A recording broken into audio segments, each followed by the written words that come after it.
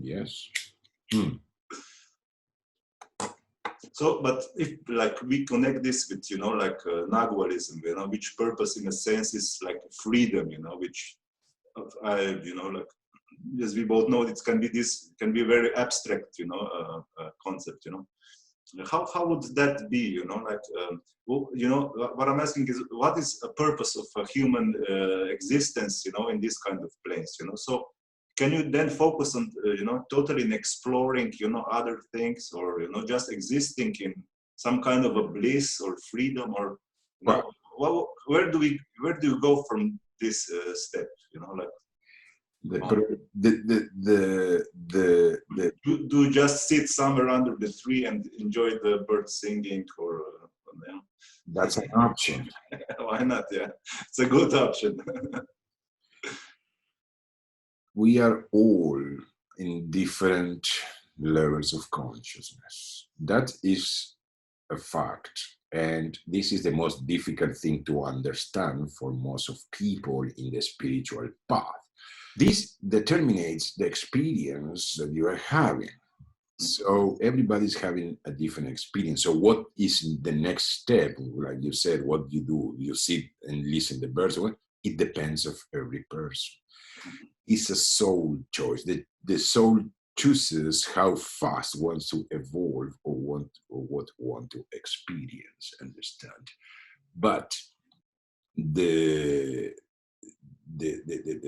goal of Nahualism is what is called total freedom. And people think that freedom is, oh, I'm free, It's freedom from the need to evolve too. It's freedom from the need to become something. That's the real freedom. And you become nobody. When you are nobody, you are everybody. Understand? And so understand who you are. There is no need to become anything. Understand? Now, you said the word purpose before in the question. The thing is, there is an individual purpose for everybody. It's different, it's a choice, and there is a common purpose that we all share, which is the exploration of consciousness. This is like the common purpose of all humans, or all creation. All creation, okay. Everything is to explore the self. In Nahualism, we say that the creation and the creator are one and the same.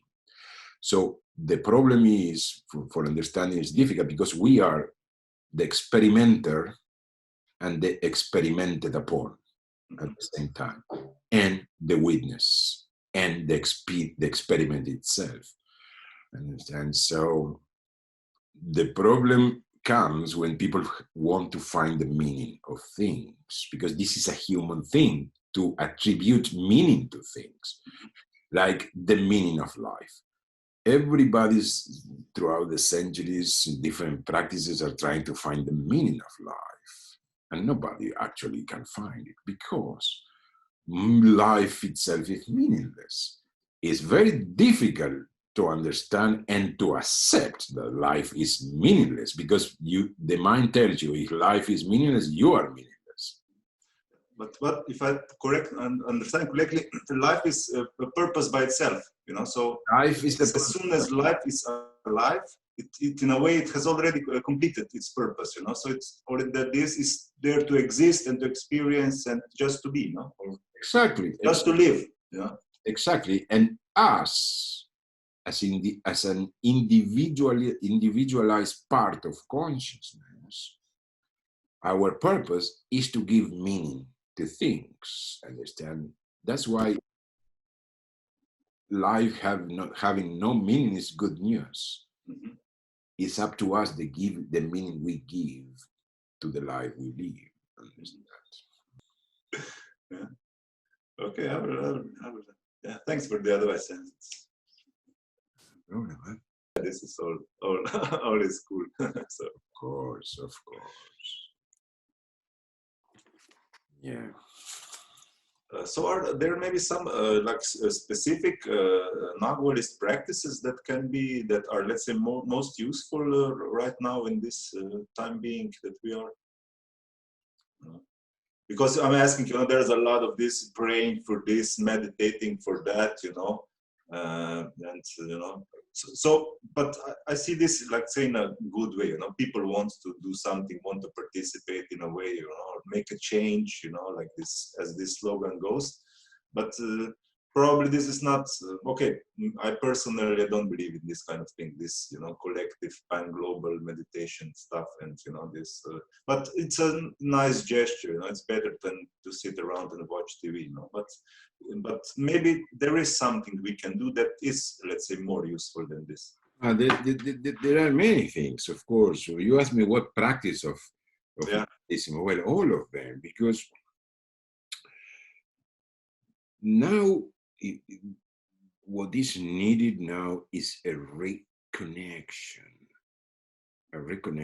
with the earth, a reconnection with the organic way of living and being. And when I say organic, I don't mean to plant a garden and to eat tomatoes, organic tomatoes. What I already said, what we have done to the earth, we have destroyed, we cut the trees, we, destroy the resources, we did, well, all the shamanic practices are opposite to that. We need to go back to being more organically present and in understanding the connection between us and everything else, or everything else and us, So every practice that, let's say, bring us closer to this connection is okay, it's good. No? Exactly. Like a general rule, like a basic rule. Exactly. Also, in these very times we are living in, okay, we need to do practices that rise our vibration. Understand? Anything that rises your vibration is needed now.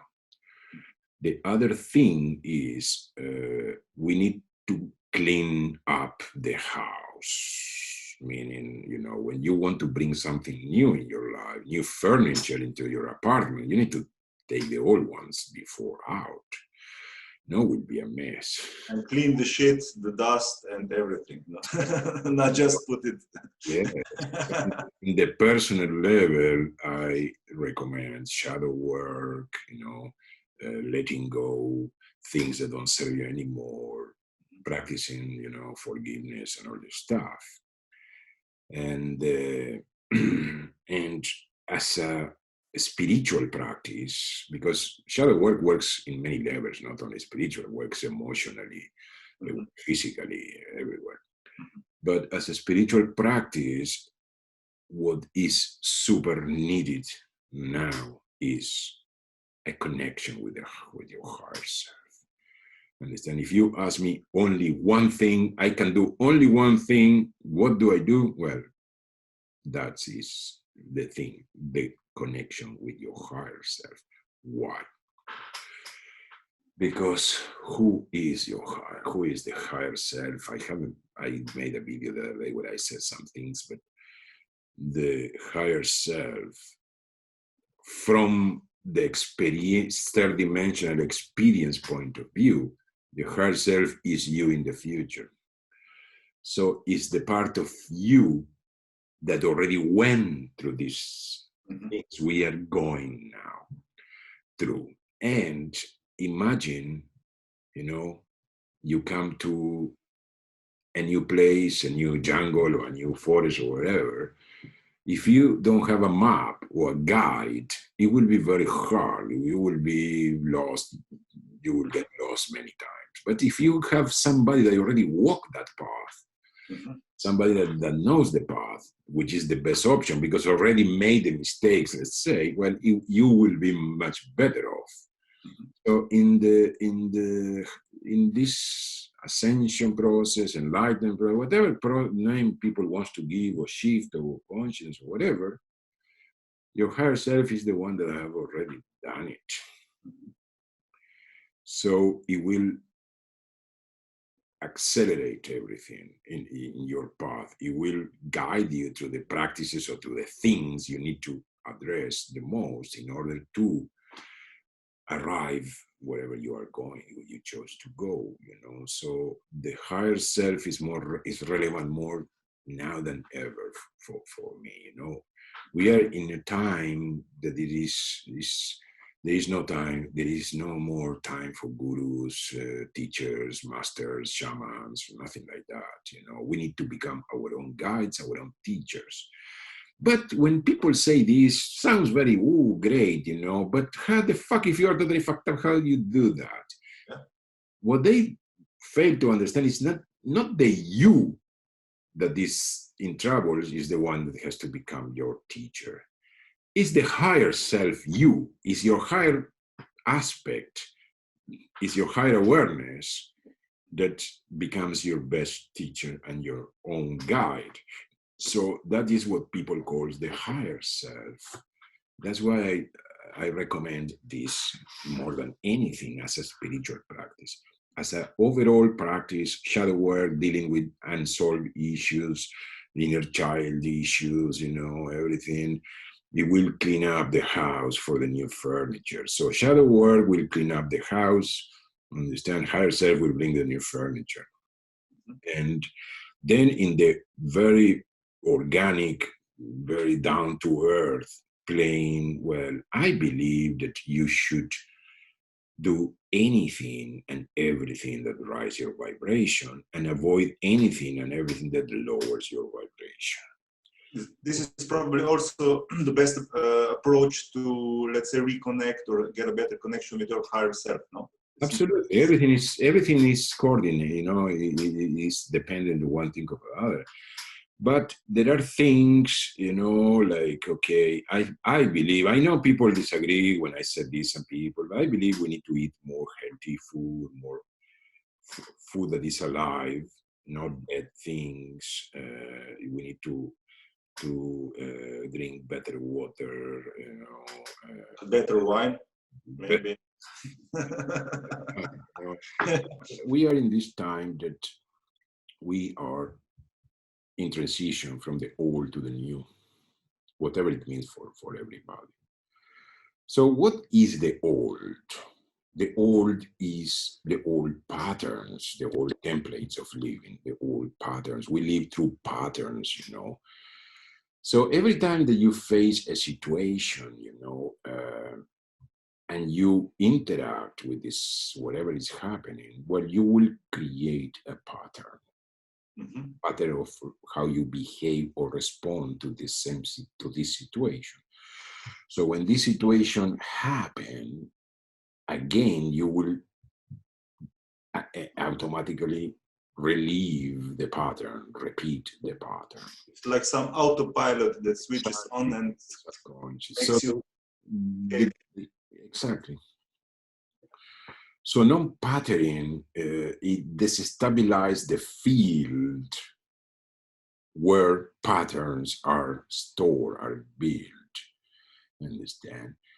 And non-pattering is a very simple thing to do. I mentioned something in some video, but for the first thing, there are some steps. The first step is not giving labels to things, not labeling things, avoiding labels with all what implies. Because every time that we label something, we constrict the awareness. Understand? We shrink the awareness to that little label thing,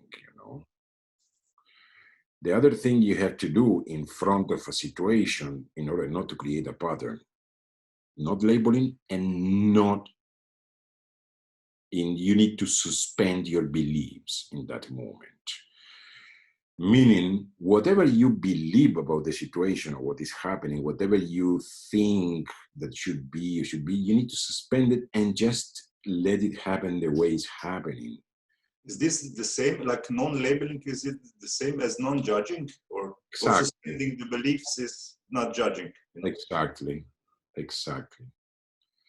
Uh, the Nawals only have one belief. That's in the theory, you know. Since the old seers, the old Nawals said that, okay, you can get rid of many beliefs, but you cannot be totally without beliefs. So they narrow all beliefs to one, which is the world is mysterious. That's the only belief. Because if you really believe that the world is mysterious, you will see that you cannot apply labels or beliefs to little things that happen because are mysterious beyond your understanding, and your label, the only thing will do is to narrow the awareness you have of what is happening, and will limit the experience, the learnings, or whatever that situation is bringing you, because what the situation will give you will only go through the slot of your label and your beliefs. So for everybody would be good, you know, if every time you see yourself following a belief, well, just bring back that belief in you. The world is mysterious. I like this belief very much. You know? Yes, and one of the rules of the Nawals, once the rules of the stalker, the Nawal stalker says, the goal of the warrior is to unfold to try to understand the mystery of life, even knowing that he can't. That's great, you know, because then everything, the whole world, you know, becomes like an undiscovered country, you know, and then everything becomes also an adventure, you know. Okay, you can die in this, you know, like these old explorers that went around, you know, through all the human history, you know? So it brings magic back into your life. The way to bring magic back is holding your conclusions. That's something that people don't understand very well, because we are programmed to immediately jump to a conclusion of what is happening. Mm-hmm. And this is what cuts the magic off your life. Because it's also fixating things, you know. This is this, and it can be moved because it's this. Yes. Holding your conclusions is one, and the other way to bring magic is don't anticipate.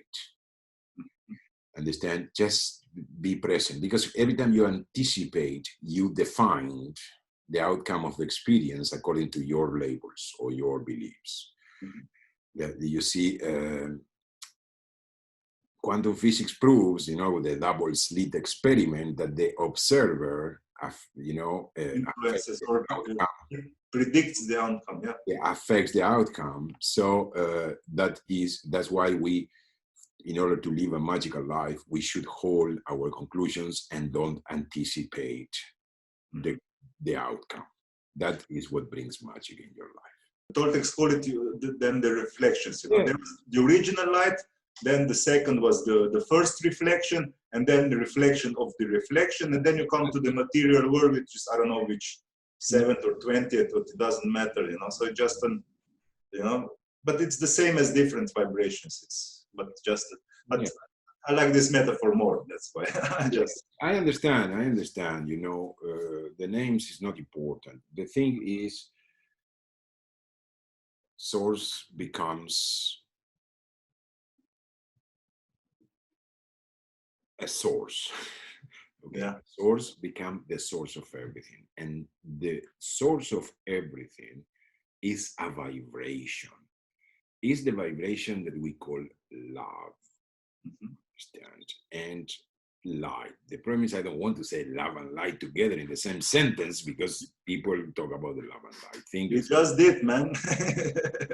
Different thing, you know, and all other are distortions of that vibration, all other things. And the analogy of the reflected light in the Toltec tradition is also an accurate description of the same process with other words.